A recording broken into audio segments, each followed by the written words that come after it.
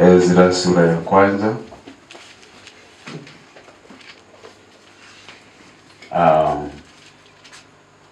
Kichwa cha ujumbe kwa wale wanafunzi wenzangu inasema uamsho huzalisha maisha ya kitumishi. Uamsho huzalisha maisha ya kitumishi. Tunapozungumzia uamsho, tunazungumzia urejesho, tunazungumzia kujiliwa tena na Mungu, tunazungumzia kuamshwa katika usingizi wa kiroho, tunazungumzia kujiliwa na uwepo wa Mungu katika maisha yetu. Kwa hivyo tunapozungumzia uamsho katika maisha ya mtu, tunazungumzia mtu kujiliwa na nguvu za Mungu, kujiliwa na uwepo wa Bwana, kurejeshewa tena asili ya mahusiano yenye utukufu na Mungu. Sasa uamsho huzalisha maisha ya kitumishi. Kwa maana mtu anapojiliwa na Mungu, maisha yake yatazaa matunda ya kiutumishi. Atakuwa mtu wa kumtumikia Mungu. Jamani, amina. Sasa katika sura hiyo ya kwanza na mstari wa kwanza hadi ule wa 15,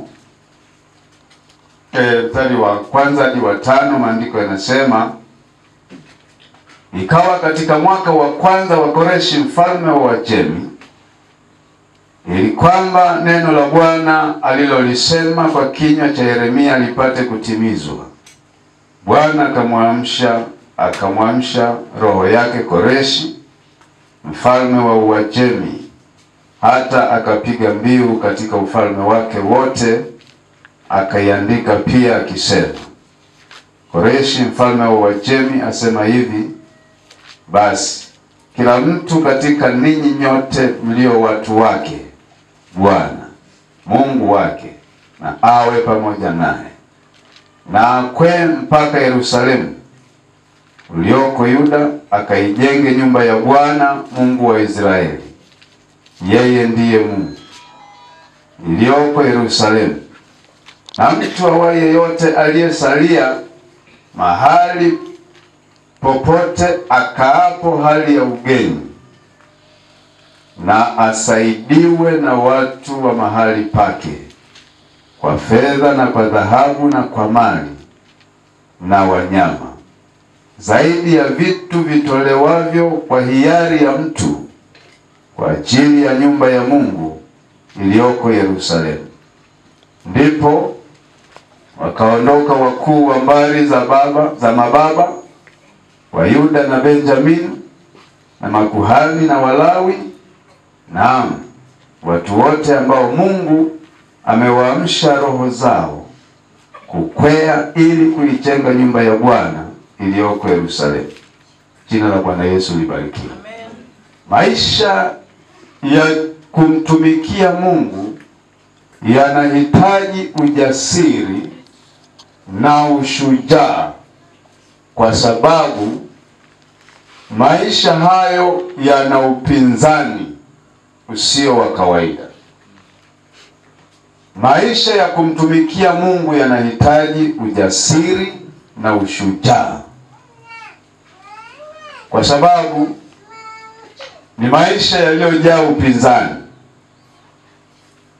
Katika sura ya 4 mstari wa kwanza na kuendelea, utaona upinzani namna unavyoinuka kwa viwango vya juu. Tunafahamu kwamba ndugu hao walikuwa wako katika nchi ya utumwa, lakini wakati huu sasa wanaachiliwa kule kutoka utumwani ili warejee katika nchi yao Israeli. Lakini unaona hayo maelekezo yanayotolewa na mfalme, na hasa katika mstari ule wa 4 na wa 5 anaposema mtu awaye yote aliyesalia mahali popote akaapo hali ya ugeni na asaidiwe na watu wa mahali pake kwa fedha, kwa dhahabu na kwa mali na kwa wanyama, zaidi ya vitu vitolewavyo kwa hiari ya mtu kwa ajili ya nyumba ya Mungu iliyoko wapi? Yerusalemu. Maana sasa Yerusalemu imeharibika. Baada ya kupigwa Yerusalemu, watu walitawanyika. Hao wakachukuliwa mateka, wakasalia watu wachache, na bado hali ikawa mbaya katika Yerusalemu. Nyumba ya Bwana imevunjwa, kuta za Yerusalemu, kila kitu, mji umeharibiwa kwa mabomu. Sasa wamekaa muda wa kutosha, lakini wakati huu, maana hawa wakina Ezra, wakina Nehemia ni watu ambao tunapoangalia habari zao walisimama kwa kiwa na ujasiri na ushujaa usiokuwa wa kawaida kwa ajili ya utumishi katika ufalme wa Mungu. Sasa anasema, ndipo wakaondoka wakuu wa mbari za mababa wa Yuda na Benjamini na makuhani na Walawi, naam, watu wote ambao Mungu amewaamsha roho zao kukwea ili kujenga nyumba ya Bwana iliyoko Yerusalemu. Hivyo Mungu aliamsha nini? Yaani Mungu aliwatokea. Mungu aliwajilia. Bwana alileta uamsho katika roho zao. Na uamsho ambao Mungu aliwachilia katika roho zao ni uamsho wa kiutumishi. Bwana alipoachilia neema ya mahusiano ya yeye na wao, maisha yao wakiwa pale Babeli yakaanza kuzaa huduma ya kwenda kujenga nyumba ya Mungu iliyoharibiwa Yerusalemu. Na wakati huo Ezra anasimama kama kiongozi.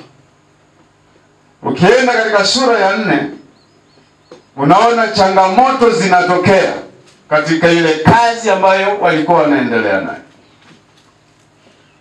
Jamani, amina. Wakainuka hapo watu ambao waliweza kuwadhihaki, kuwadharau, kusema maneno kadha wa kadha. Wakaonekana maadui wengi. Lakini wanaume walisimama katika nafasi yao wakijua kwamba huu ni upinzani kwa ajili ya ufalme wa nani?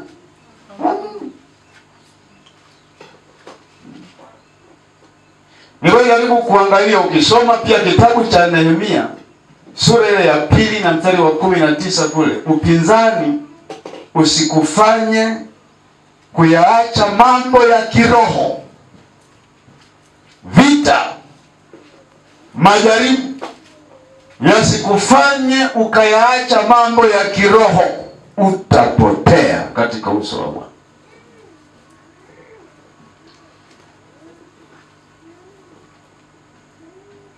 Ama mambo ya wokovu wako au huduma yako na utumishi wako. Majaribu yakikupa wewe kuacha mambo ya kiroho, majaribu yakikupa wewe kuacha mambo ya wokovu wako, majaribu yakikupa wewe kuacha mambo ya huduma yako, tunasema tafsiri yake haujawahi kukutana na Mungu. Hata kama umekaa kwenye wokovu miaka 30, lakini majaribu yamekushinda, umeacha mambo ya adili, umeacha mambo ya wokovu wako, umeacha mambo ya huduma na utumishi, tunasema hujawahi kumjua Mungu. Kwa hivyo majaribu ama upinzani wa aina yoyote usikufanye kuyaacha mambo ya kiroho, mambo ya wokovu wako. Utasoma kwa wakati wako hiyo sura ya 2 ya kitabu cha Nehemia, utaona upinzani ulioinuka kwenye sura ya 2, wakati wamekuja kujenga nyumba ya Mungu na kuta za Yerusalemu. Wakaibuka na watu miongoni mwao kufanya upinzani wa kazi ile ambayo iliwatoa hawa wanaume kule katika nchi ya utumwa. Wakaja ili wafanye matengenezo katika mji wao. Wana uchungu. Ndio maana katika sura ya 1 ya Nehemia anasema, alipouliza watu wa kwake habari za Yerusalemu, akapewa zile taarifa za Yerusalemu, jinsi mji ulivyoharibiwa na jinsi masalia wanavyokaa katika hali ya ukiwa. Biblia inasema alichukua hatua ya kwenda kufunga na kuomba, akaomboleza kwa Bwana. Nini maana yake mambo haya katika mji wa Yerusalemu? Ndipo Nehemia akafanya maamuzi ya kwenda kuonana na mfalme na kuomba ruhusa na kibali kwenda Yerusalemu kwa ajili ya huduma. Unaona, anapopewa kibali pale, anaomba kibali hata cha misitu. Nitakapofika jamani huko, nikiomba nipewe na miti, nikaifanye kazi ya Bwana Yerusalemu. Sasa hiyo jamaa anaenda, lakini kule Yerusalemu ukumbuke kuna watu waliosalia kule, kuna viongozi kule, kuna makuhani, kuna watawala pale. Wakaenda, anaingia Yerusalemu. Kisoma vizuri Biblia pale inasema mwanaume akauzunguka ule mji usiku, akapata watu wachache ambao mioyo yao iko na moyo wake. Wakazunguka ule mji usiku kuangalia namna gani watafanya ili kazi ya Bwana isimame Yerusalemu. Wakaenda, wakazunguka, wakamaliza. Wakasema sasa tunafanya, sasa tunapambana. Lazima kieleweke. Sasa wakakubaliana na hao watu wachache, wakaanza kazi ya ujenzi wa kuta pamoja na nyumba ya Bwana. Sasa wakati wanaendelea, kabla hawajaanza, watu waliposikia kwamba Nehemia amekuja kwa ajili ya ujenzi wa kuta na mji wa Yerusalemu, minong'ono ikaanza. Kwani Nehemia ana kitu? Ana uwezo? Na hawa walioungana na Nehemia, je, wana nini? Tukiwaangalia hawana, ni maskini,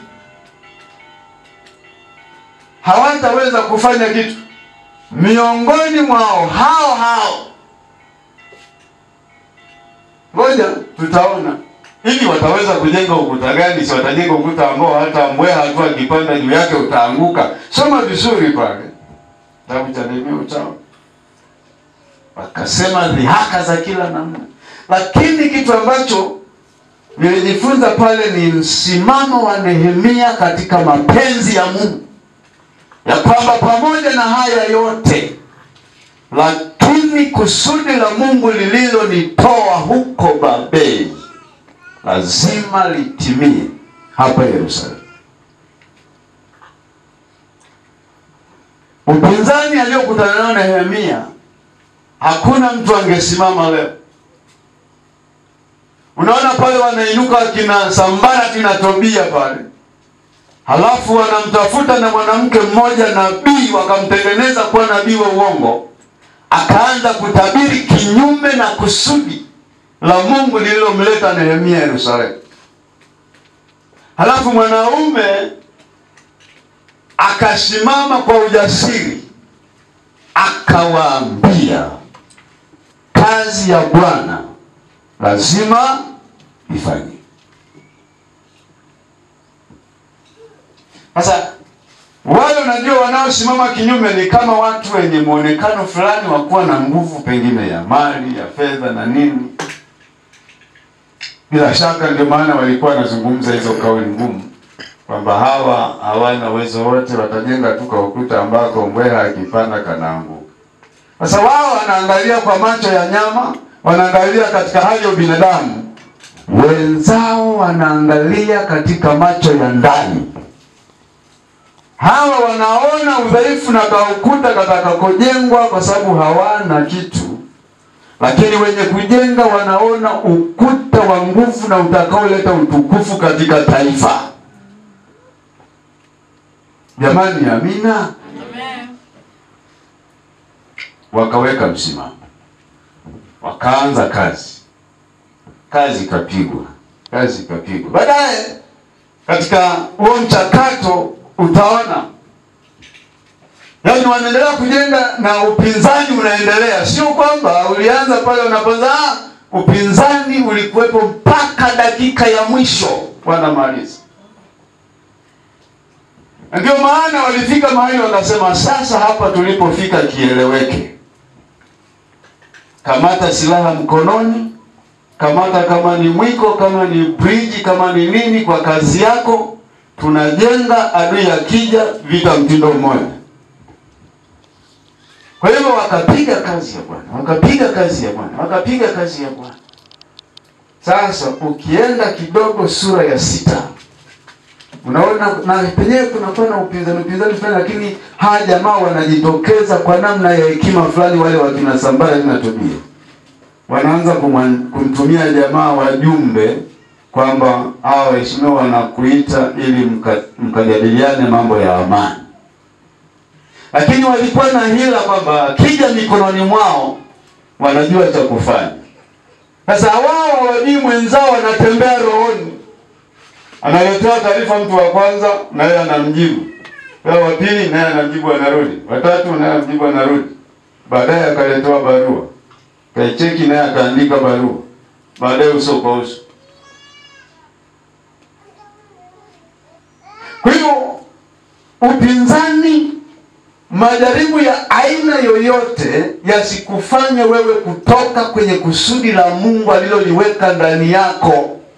Labda kama una kusudi la Bwana, labda kama una mapenzi ya Bwana moyoni mwako na uelewi maisha yako yanaenda wapi, na uelewi unafanya nini kwenye wokovu ulionao, uelewi unafanya nini kwa Bwana, hapo sawa. Yakitokea unaweza ukapepwa tu na upepo kokote kule ukakupeleka. Lakini ukielewa ya kwamba wewe umebeba kusudi la Mungu, umebeba mpango wa Mungu, wewe ni nani mbele za Bwana, hata ukikutana na majaribu kiasi gani hayawezi kukutoa kwenye mambo ya wokovu wako, kwenye mambo ya huduma na utumishi wako.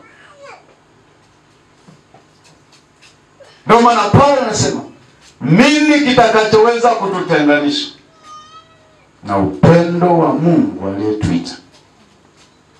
Je, ni hayo majaribu ama ni shida, ni dhiki, ni kitu gani kinachoweza kikatutenga na Mungu? Maana najua Mungu ndio kila kitu. Naishi kwa sababu ya nani? Na yaweza mambo yote katika yeye anitiaye nguvu. Sio mambo kidogo, mambo yote. Kwa hivyo vita vya aina yoyote ile naweza kupigana navyo kwa sababu kuna mtu ananitia nguvu. Si kwa nguvu zangu, kuna mtu ananiwezesha. Holo alielewe.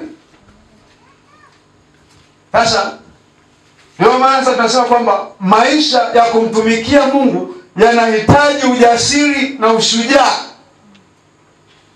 Unakumbuka hata Elisha alipoamua kumtumikia Mungu alikutana na vikwazo kwa wanafunzi wenzake. Si ndio? Wakati Samueli nabii anapita kudhuru vile vyuo vya kinabii, ndio Elisha alipomuona Elia akatamani utumishi anaofanya Elia, akatamani alichokibeba Elia. Akasema, sasa nakaa hapa na ngoja nini? Ngoja niambatane na huyu jamaa. Akawa anaambatana naye, anamfuata kila mahali, anamfuata. Akaamua kuachana na masuala ya kukaa pale chuoni, anza kufuatana naye kila mahali. Elia anamwambia rudi bwana, anamwambia kama roho yako ishi. Mioyo yetu ikuelekee wewe, ili tuyafanye yaliyo mapenzi yako na makusudi yako uliyoweka katika mioyo yetu.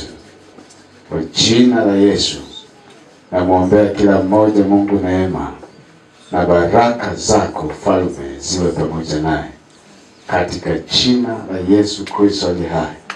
Asante, umesikia. Wewe ni mwaminifu.